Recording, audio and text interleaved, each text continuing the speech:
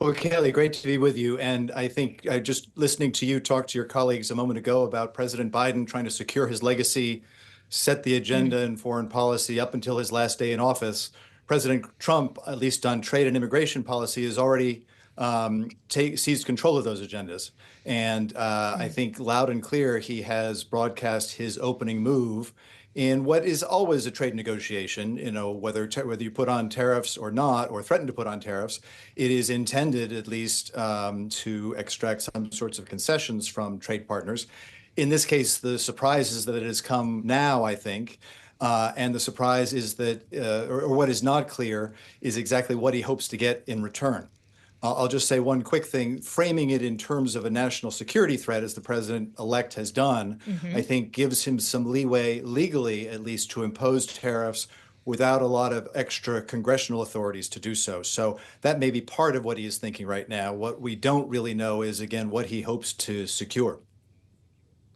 Well, there's also the question of what the markets are thinking about all of this, because right now, Christopher, I'm looking at a fresh record high on the S&P 500. I would describe the general attitude today as pretty nonplussed. Is that appropriate? Well, I was trying to do the joke about denial is a river, is not just a river in Egypt, but I think there is a sense in markets that because, again, this is something that is coming out 2 months before the president can do anything, and I think even then, I think he would issue an executive order, and it may take some time for those tariffs to take effect.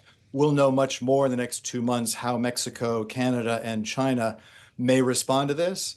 I Mm. think the fear for those of us who look at this from a longer term is that these are probably moving goalposts. And even if Ottawa, Mexico City, Beijing were able to satisfy the president's concerns, the president-elect's concerns right now on drugs and immigration, he's got a whole list of concerns that he is ready to come back to them with and use tariffs as leverage. So I would expect, these tariffs, at least in some form, to start getting phased in. Maybe not a blanket tariff the way he announced last night, but something is going to make trade with those countries more expensive, at least in certain industries, and probably Mhm. we're in for a longer and more protracted set of negotiations. Well, Christopher, it is last night that we learned about this new threat. We ended Monday with that after beginning Monday with the initial market welcoming with open arms of the selection of Scott Bessent for Treasury Secretary. What check on not just the tariff policy, but all of these kind of economic policy suggestions from the president-elect could Bessent actually be in this incoming administration?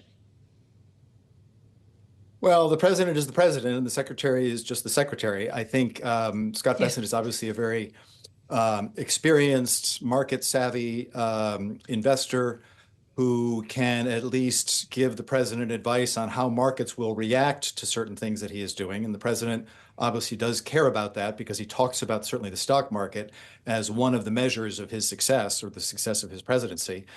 So I'm sure that is part of it. One only wishes one could be in the room to know just how much Scott Bessent was part of this announcement, or whether, Hmm. welcome to the team.